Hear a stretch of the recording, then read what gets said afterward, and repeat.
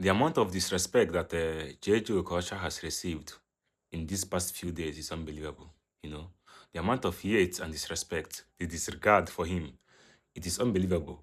You know, I used to think that we Nigerians we support our own to the fullest.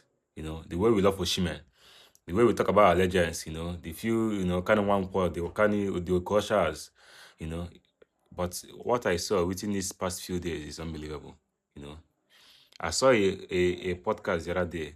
I saw something like a podcast where Bonamboy was asked, "Who is your all-time favorite footballer? Who do you think is the best?" And he said, Jay Jay Okocha. He didn't even care about the Messis or the Ronaldos. You know, he said JJ, and then all of a sudden, this is what I'm seeing. People make. I came online today on X. You know, what I saw today on X is what brought me to this video. What I saw today on Twitter, it is what brought me to this video. Someone was comparing JJ to Kanacho.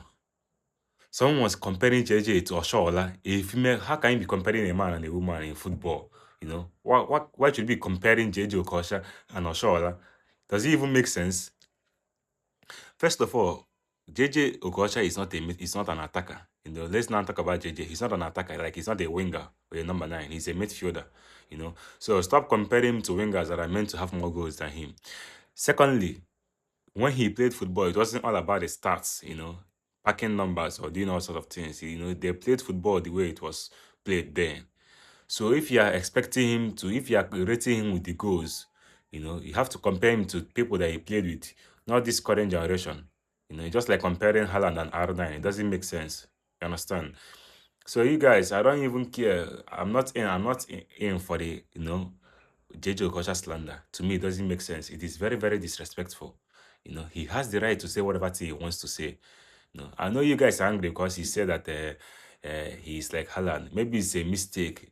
Because he just called him a goal scorer. That is the real issue here.